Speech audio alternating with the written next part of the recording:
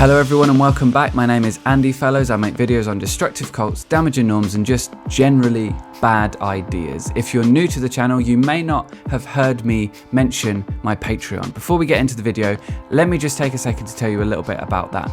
Over on my Patreon at the moment, if you're a $5 patron, you get access to a podcast that's going out every month. On the podcast, I'm joined by a co-host and we talk about cults from a more personal point of view. We talk about our personal experiences a little bit more. We share our opinions a little bit more than I do on this channel in some cases. And really, it's just a kind of gentle, candid way to explore cults and woo in a conversational way. As well as that, on the Patreon, there's all sorts of other behind the scenes stuff. I do a live stream every month that all patrons get access to. But if you want to get access to the podcast, make sure that you're a patron at the $5 level. That's the supporter tier level. Now, today I'm talking to my friend Mimi. Now, when they were younger, they went to a school that I believe was run by the Maharishi Mahesh Yogi organization. They attended this school for about 4 years. Now, if you haven't heard of Maharishi Mahesh Yogi, you may have heard of Transcendental Meditation. Transcendental Meditation is something that was apparently created by this guy. And if you haven't heard of Maharishi Mahesh Yogi and you haven't heard of Transcendental Meditation, then you might have heard of that guy that the Beatles went to see in India. Same guy. This group is kind of widely considered to be a cult, although anyone who's just heard of it may not be aware of that. I know Stephen Hassan has talked about it being a cult in the past. So in a second, you're going to see a conversation between me and Mimi about their experience in this school, a school that was run by the Maharishi Mahesh Yogi organization or whatever it is, group, right? I think you'll find it's quite interesting. It's interesting from the point of view of it being a group that was running a school, but I don't think they necessarily understood kids. So without further ado, let me welcome my friend Mimi, and I hope that you enjoy this conversation. Hello. There we go. Welcome, Mimi, to the channel. Thanks for being here. Thanks for sharing your experience. Thanks for having me. Oh, you're welcome. The moment you mentioned this, when we were talking on Discord, I was like, we need to talk about it on the channel. We need to talk about this. Do you want to go ahead and tell everybody a little bit about when you first got involved with this? Obviously, we're not talking about you joining a cult here. We're talking about you attending a school as a child. So what happened there? How did that start? Where did this all begin? Basically, I got bullied a lot at my previous primary school, from prep till grade 1. So in grade 2, which was when I was 6 or 7-ish, we changed schools to Maharishi School of the Age of Enlightenment. What a name, right? Mm-hmm. I mean, it was never going to be like a humble name. It was never going to be like, the normal Maharishi school of just learning things. It would have to be something really grandiose, right? Yeah. Mm-hmm. Yeah, he was really into like the whole enlightenment thing. How did this school come onto presumably your parents' radar? Was it like advertised? Was someone told them about it? Someone that was going there? How did this come about? Do you know? Do you remember?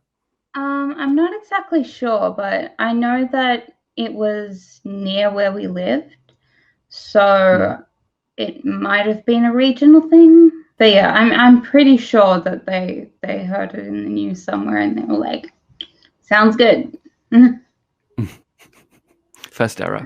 So they got you in. You went along. How old were you at this time? I was 6 turning 7. What was it like when you were there? Do you remember your first day? Do you remember what that experience was like? I don't remember my first day. I just remember a lot of being forced to do transcendental meditation all the time. And did they do like normal lessons and stuff? Or was it like mostly just TM? They kind of did normal lessons. It was all based around... Here's a maths meditate and see if you can find the answer. No, it was because they actually have a system for maths. It's like instead of carry the 1, you do a dot. And I'm like, okay, doing Kumon in my like from before primary school. I just couldn't fathom the whole dot thing. I'm just like, no, I am sticking to my 1s. And they went to my mum about it, actually. Really? Were, like, yeah. you need to do this specific kind of maths because you weren't So was that part of, like, is that a system that they devised, or is that something that was around, like, in other schools and stuff? Or I'm not sure. I know it's a Vedic math thing. okay. Yeah, I'm not sure how it came about. Based on what you know about the way that this school worked in terms of what they taught you, because you mentioned the Vedic maths thing there, were there any other differences in the curriculum? Everything went like full circle into the like 16 principles of consciousness-based education, I think they called it. Yeah, consciousness-based education, which was basic common sense, but they put it in a way that, like, if you follow these, you'll be like so enlightened and be like Maharishi. Yeah, I mean, we know that, don't we? The basic common sense repackaged, repurposed, and passed off as new and original. Yeah. Mm-hmm. Haven't had any of that in any recent videos I've made on my channel. Like like there was one of them that was like, every action has a reaction. And I'm like, that's physics. So there was definitely a difference in the curriculum there. So looking back then at your time there, when you presumably were taken through a process when you went into the school. Most schools have like a kind of informal sort of process, don't they, where they like show you different things and this is where you're going to be, like the regular show you around kind of thing. Was that the same, or was there anything different about that in your experience? No, I think that was the same as regular schools, except for they had like specialized rooms where like you would just do meditation in them. Okay. And they also had like a special small room in like another building where there was all this Ayurvedic medicine stuff. Okay, brilliant. Which they were selling. So they had like a gift store inside. Yeah. What? So there's a gift shop in the school. It's not really a gift shop. It's more like Maharishi is running an MLM. Okay, so that's not strange at all, is it? No. Do you want to just tell us a little bit more about what it was like on a day-to-day basis at this school? How was it as a student there? Okay, sure. We would go to school and then we'd have 10, 15, I think it was 10 minutes of TM before we did classes. And then we did just normal classes, but then there was also a specialized class for Sanskrit and consciousness-based education. And the Sanskrit was just so we could read the Bhagavad Gita. I mean, there's an argument to be made for educating and being aware of different faith positions, but I don't imagine that was what was happening, right? I mean, how was that positioned, the Bhagavad Gita, in the school? It was like, you have to read it, like, no, but they weren't really like disapproving of people who followed other religions. They were really actually very accepting. We were all just like a big family, basically. I haven't heard that before. So I kind of but on the face of it, I think a person could be excused, perhaps, but at least given what you've said there, for thinking that maybe it is just an alternative school, a different kind of school there, and that there's nothing else going on.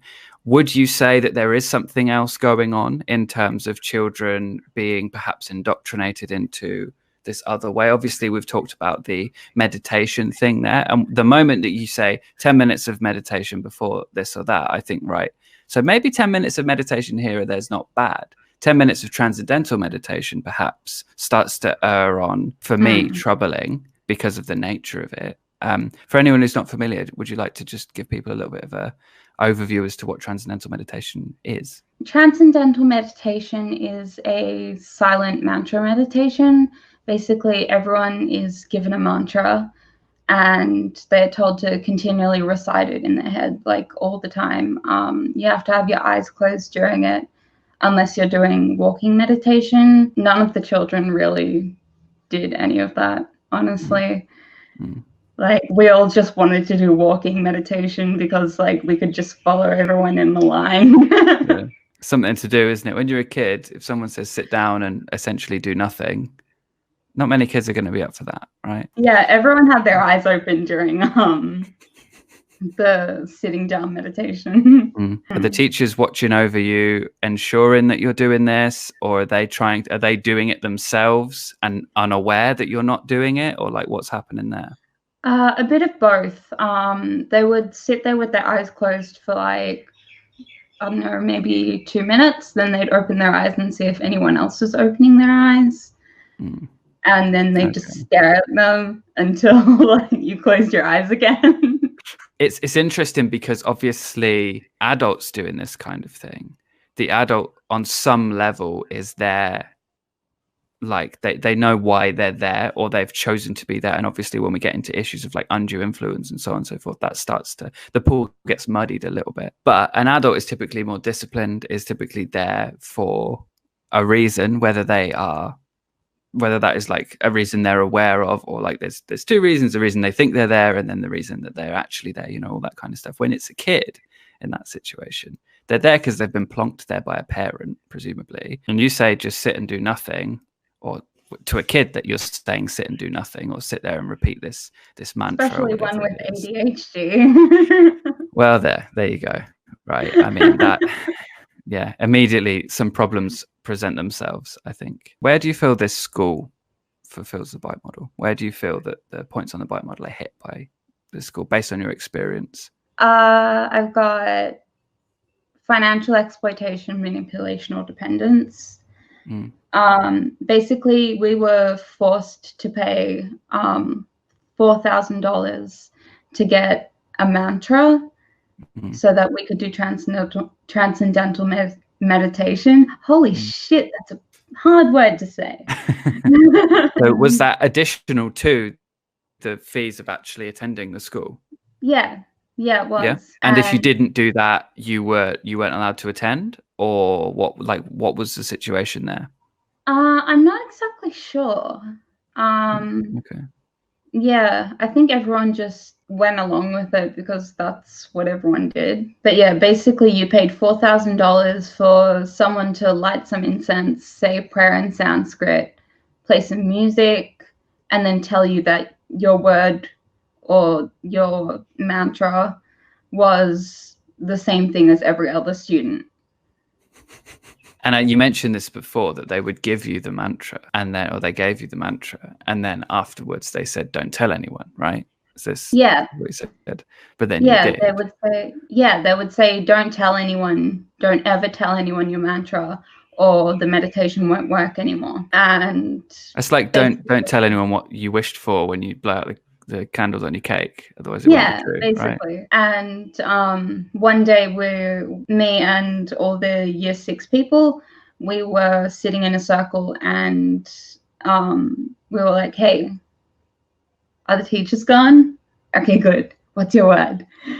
And everyone said the same thing. Everyone's word was ing.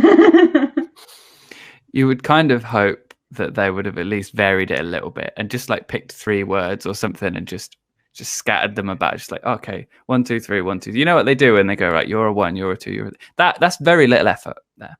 That's very little effort that they could have done. Why all the same? And as if they trusted. From what it sounds like here, it sounds like the people that are setting the school up don't understand what children are like, because you've got, first of all, sit down and meditate, right? That's not going to be an easy thing. I know that that's becoming more common now in schools, and actually I think that to some extent that could be quite a positive thing. As I say, different. Oh yeah, it can be positive if it's done in the right way. Yeah, but it sounds like here there's perhaps just a fundamental misunderstanding of the average child's behavior. Like, don't tell anyone. Shh, don't keep it a secret. I mean, like as a kid, of course they're going to tell someone. Yeah.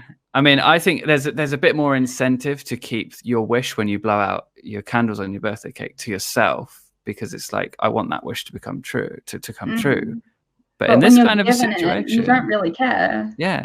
No, it's very strange. It's very strange.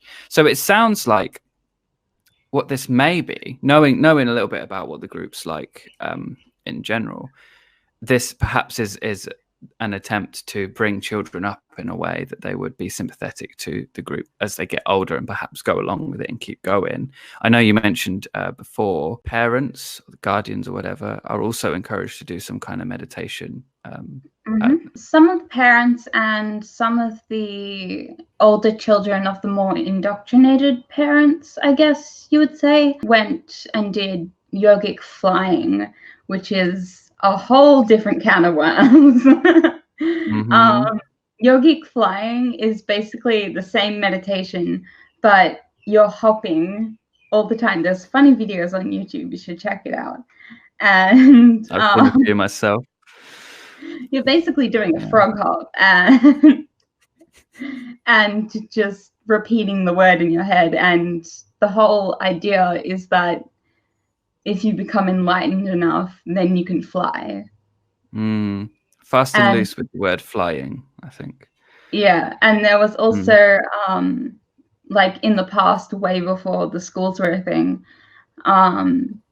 there were also mantras to make you invisible, to pass through walls, to have superhuman strength, like all this bullshit. But they don't want to talk about that.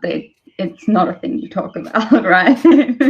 We looked at one point on the bite model there a little bit, and I've just realized as well, we started on like a regular day at the school, and we got a little way through it, and then we didn't quite finish that. So did you want to just go over it? So you go in, you do your 10 minutes of meditation, you have like kind of regular lessons. They would also have like teaching you Sanskrit and your Bhagavad Gita situation there as well.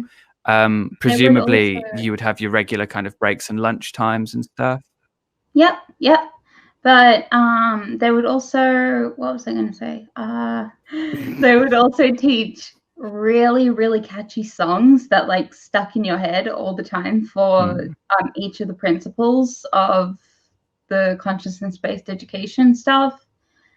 And I still remember some to this day. Yeah, it's like in Mormonism as well, they do that, and in Christianity, they just have these really, really catchy songs that always stick in your head, and it's a method of self-indoctrination because you're always like, you're just laying there, and then it comes in your head, and you're like, oh yeah, okay. I guess what's interesting to me here is where we cross over from it being a religious school to it being a cult-run school.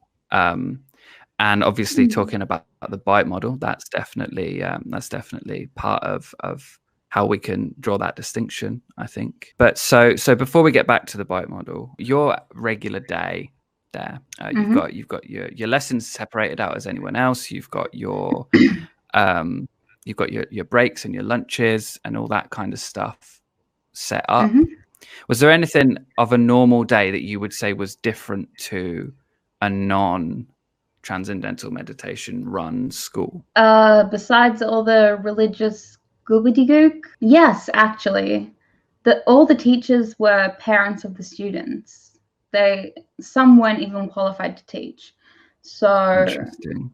Yeah, they just looked for volunteers. They had a newsletter where they were like, all the parents must volunteer for something. And it was basically propaganda. It was propaganda. And I think I might actually have one somewhere, but I'm not sure if I still do. If you could find that would be quite interesting. Perhaps we could put a link to it in the description, or we can pop it up somewhere in the Discord or something like that. That might be quite interesting. So that was kind of troubling there, what you said about how the teachers are volunteers. Many of them aren't even trained to teach, or they aren't even qualified to teach. And yet presumably there will be your regular lessons as well in the school, like you would have your maths and your English, all that stuff's covered. Are they just teaching out of a textbook like a regular teacher would, without the ability to answer necessarily some questions, or would they be knowledgeable on the subject but not qualified, or like what kind of a situation is it? Kind of both. My mother was actually doing a teaching course, but she stopped, and then she started doing special ed teaching at that school, and the drama teacher was not qualified by any means. She just sat around and did nothing really. The science teacher, amazing. She's actually a scientist, so that was great. And then I think the principal did everything else. We didn't like the principal very much. Yeah, there's always one that everyone scorns in a school, isn't there? There's one and it was the one that run the school. Yeah, brilliant. And so is it like a prerequisite for the teachers? Obviously you say the volunteers. Is it a prerequisite that the teachers are in some way involved in transcendental meditation, or would they take anyone on, or do you know anything about that?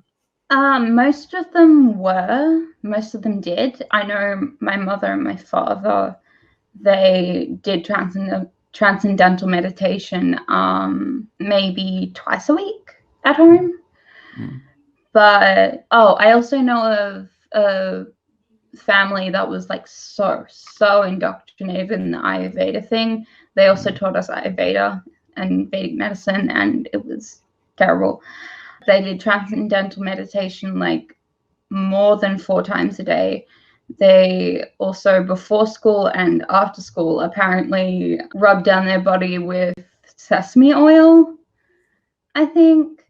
And then when we all thought it was gross and we went to the principal was like, no, you should actually do it. It's good for you. There's a lot of that stuff though, isn't there? This is something I often say about the New Age, actually, is that really it's like a bunch of witch doctors who are just kind of going around and collecting ideas from the next town over or whatever, and they try it out. Well, this worked for this person, so it must work for me, and I'll try it out, and okay, it worked for me, so I'm going to tell someone else. And there's not really much evidence behind a lot of the stuff. Otherwise it would be, in the case of alternative medicine, I think Josh Thomas made that joke about if it worked, it would just be medicine. And that obviously, to some extent, that there's I think a bit of space there for things that began as alternative medicine and then went through some verification process, and then obviously showed to be useful in regular medicine. Ayurvedic medicine has never been proven to. There's been some studies on it, but it hasn't proved anything. Hasn't proved that anything works. Looking back on your experience, obviously we've touched a little bit on the first part of the bite model. You said was a behavior control that we've kind of covered already in the conversation, and a bit of thought control. In terms of information control, in terms of information control, would you say that there was would you say that there was anything there that you know in hindsight is concerning for you? I would just say the propaganda, the newsletters and the propaganda. That was the only thing in the bite model that stood out to me that was concerning. That's about it for information control. And thought control, I'm pretty sure we already went over, because TM is just thought control packaged into like, you're going to be enlightened. And the whole process is really it's kind of filled with this kind of thought stopping technique, right, to push you into this mantra situation. I mean, I did a little bit of mantra meditation after I got out of the whole cult situation, and even now, like the minute I start repeating the same thing again, my brain just sort of goes back into that mode, and it's difficult to reconnect again. And so I could definitely see how that would work as a thought stopping technique. Even if you are doing it, a few times a week or whatever, it starts to train your brain, I would say. It's definitely a thought-stopping technique. Was there any discouraging in the school of access to certain sources of information? In terms, obviously, you said that they taught you evolution. Presumably, that doesn't clash with the group's ideology at all. There was also emotional control in regards to phobia indoctrination. Basically, it was, if you don't do this meditation, then you won't have happiness and you won't be fulfilled and you won't succeed in school and stuff like that. Since every kid is kind of brought up to think, being good at school is kind of my life now. Kind of really shitty when you say, hey, you're not going to be a good student and you're not going to be happy and you're not going to be like good in high school and stuff like that. So they said to you, if you don't do this, or is it like you will fail, as in you will get low grades or whatever, or as in you will not be able to fulfill your full potential as a student? Yeah, it was the latter, definitely. But it wasn't like outright said. It was more like an unspoken rule kind of thing. Yeah, so it seems like what you've got, the regular school situation, and then you've got these extra little things that are added in there. in some sense, there's obviously some things that stand out as concerning in terms of the transcendental meditation being put there as something that should be done every day, and then sitting down and I can't remember whether you said this when we were talking before or whether we've gone over, but watching videos of the guy during the days as well. That kind of stuff stands out as not what you'd normally get in a school. Yeah. Okay, so you didn't have that happen. That happened in a different school. Yeah, the Iowa school was like much more gung ho about it. They actually had a separate Maharishi like university as well, where they would watch the daily broadcasts of Maharishi and take notes. They would do transcendental meditation. There was gender segregation. In regards to the Iowa school, they had different classes for different genders. There was 2 separate like huge golden domes for meditation, and one was the boys and one was the girls. It's really weird when you look into the Iowa school. Yeah. So you got the light version by the sounds of it. Oh yeah, like definitely. Like there's a lot of strange things from your experience there, but yeah, that with the domes and the segregation and all that, yeah, it starts to look really strange. There's a Ask Me Anything on Reddit with someone that was born into and grew up in the TM movement, and it's just full of cult like behavior. It's terrible. I don't know, maybe you'll link it in the description. Yeah. Send me a link and I'll pop it through. Pop it there for people. So looking at the whole experience, looking back on the whole thing, what do you think of first when you think of it? What stands out for you as being the most significant aspect, whether it be a negative thing, a positive thing, whatever it is? What stands out for you? The transcendental meditation, of course, because we had to do it every single day, twice a day. Also, the fact that we had to pay $4,000, including over school fees, to just get our mantra. People in the higher grades were made to do asanas before transcendental meditation, and they were weird yoga poses. Like you can see some on the Maharishi website. It is so weird. Did you do any of that when you were there, or were you kind of? No, I didn't. I think because it used to be a prep to year 12, so right till high school graduation. But when I got there, it had stopped at just primary school. So I know that the high school students would do all the asanas, but we wouldn't. And the high school students would also do the yogic flying stuff. I'm pretty sure that they would watch at least one daily broadcast a week. Yeah. But don't quote me on that last one. I'm not exactly sure. It's just what I remember someone saying. Is there anything that you want to talk about here about this? Anything that you think needs to be said or that you wanted to share that we haven't done, we haven't covered so far? Yeah, actually. Basically, Maharishi believed that if even 1% of people in an area would practice TM, then the world would be a better place. And he had charts showing like the correlation, not causation, correlation of crime rate going down while the use of TM went up. Yeah, he's a weird guy. But he passed away, didn't he? He's not around anymore, right? Oh, yeah. If I'm aware. Yeah, and my mother was actually telling me last night that when he did pass away, she said to my principal, because my principal had said that he was going to live for 500 years. And my mother went to the principal and was like, so you said he was going to live 500 years, didn't you? And then she was like, oh, no, I meant spiritually. And she was like, oh, yeah, okay. What are the mechanics here? How does this work? Where's the expiration date on a spirit? I have no idea, because what his whole teaching was based Very around, dubious.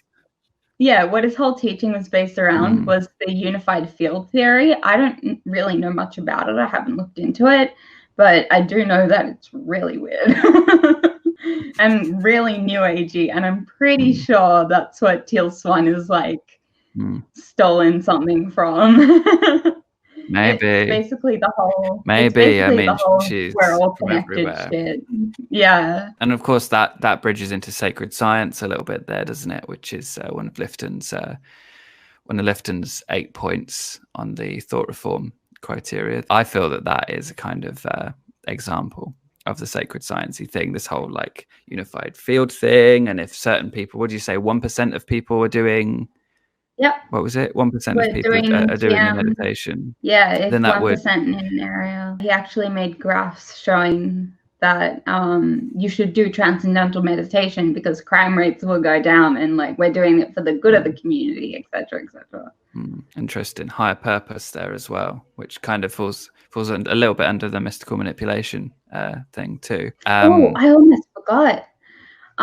He would constantly say that he wasn't doing anything for money, like he was not rich or yada yada yada, but he was running an MLM, and he had a mansion. He had a mansion with 2 golden domes, literally covered in gold. And did he teach to kind of have to give up your worldly possessions kind of a thing? Was that part of his teachings at all? We weren't forced into it, but I'm pretty sure the ones in Iowa were to an extent. And was it a give your stuff over to the organization situation, or was it just give up? Or people would give like all their money to it, like you can call it a tithe or whatever, I guess. What was that quote I sent you? Someone that grew up in the TMO, the TM organization, said that if it weren't for the fact that I personally know many people who have given their entire life savings to the TMO for reasons that essentially amount to promises of karmic cleansing, good luck ceremonies, power over new invisible nations, advanced techniques to help you attain enlightenment faster and fly, or remove obstacles in your path and make you rich. Countless botched real estate money sinkholes, multi-level marketing schemes selling Maharishi Ayurveda products, health and wellness franchises, etc., then I would just call it a religion. But I've seen all these things and participated in them as well. To not call the TMO a cult, you must petition every English language dictionary to redefine cult in even more vague and slippery terms. That's what they said. I mean, it's quite a powerful quote, isn't it? That one. Yeah, definitely hits. I think as well with these things, you always hear people who are involved in them saying, well, that thing might be, but my thing isn't a cult, you know? And so it's always interesting when you hear people who were involved with it, who step away, who are saying, actually, no, this thing does tick those boxes. Yeah, and there was a 60 Minutes interview where people are saying that he's actually ruined their lives. Like personally? That he's actually like traumatized them and completely ruined their lives. I don't know if I sent you the 60 Minutes interview, but it's on YouTube. You might have done, but yeah. Okay, cool. Well, I'll stick that one in the description as well for people to check out as well. So, I mean, it's one of these things that obviously a lot of us are kind of aware of transcendental meditation. A lot of us have heard of it, and if you haven't heard of it, then you at least know of the time that the Beatles went over to India, right? Yeah. Like with a lot of these kinds of situations, you hear about the thing, but then you start doing a little bit of digging and you start to look into it, and you find out, oh, there's a whole thing here. Yeah, a whole load of stuff going on. Yeah, I started looking into it in grade 6, and I was like, "This is crazy." Like I was 11, and I was like, "This is crazy." And that was after you left, was it, or while you were there, or no, what? It was while I was still there. It was my last year there. Okay, so when you were leaving, you were really kind of aware of what the situation was, were you, to some extent? To a little bit, not as much as I am now, but yeah, a little bit, yeah. Yeah, they would always bring in people from the news, and they would always make people talk on radio. Like they made me talk on radio to promote school once, and they would always bring like the news into it and show us meditating and stuff like that. Well, meditating. It was show meditating. But yeah. I mean, that kind of falls under propaganda as well, I suppose, doesn't it? I mean, that's just keeping up appearances kind of a situation. Yeah, the whole keeping up appearances thing is what they do on their website, basically. And I think that's how a lot of people fall into it, like fall into going there, because they think, oh, my child is going to be like really good at everything and be so resilient and be really well adapted to the world, when that's totally not the case. Is that how they sell it then? When people are looking into it, they will sell it as like, this is an extra thing you get your school plus this extra really great benefit of meditation and blah blah blah. Yeah, exactly. The Transcendental Meditation will give your child mental clarity, and they'll do so well in school, and they'll go on to high school and university and do like so well if they keep up with the Transcendental Meditation. If you were to have a message for anyone who's considering taking their children to a school like this, what would you say to them? Don't do it. There are so many better schools. It's not what you think it is. Succinct. Yeah. Nice. That's all I have to say to that. It's just really not what you think it is. Yeah. Okay. Do you feel like we've covered everything well and we've got the points across? Yeah, pretty much. Maharishi is a dangerous cult. End of story. Cool. Okie doke. I want to say a massive thank you to you, Mimi, for joining me and for talking to me about this today. I think it's always interesting to find out that there's something else just crazy going on in the world that you wouldn't have imagined is happening, and there it is, just right under our noses, something else. Especially when it's cult related as well and it flies under the radar like that. It's always like, oh, okay, didn't realize that was happening. But yeah, so thanks for joining me and for talking to me today. Been a pleasure. I've enjoyed it. I hope that you got something from this video today. It's, if nothing, it's fascinating, and it really shows the many different ways that these kinds of groups will try to get hold of the minds of people, whether it be young people or otherwise. If you did enjoy the video today, please hit the like button and don't forget to subscribe to the channel and click the little bell thing so you get notified. As I mentioned at the beginning of the video, I do have a Patreon, so if you like the kind of content that I'm putting out, then you can go ahead and become a patron. Become a patron at the $5 level and you'll get access to the podcast I mentioned. Anyway, that said, thank you for watching this video, and I'll see you in the next one.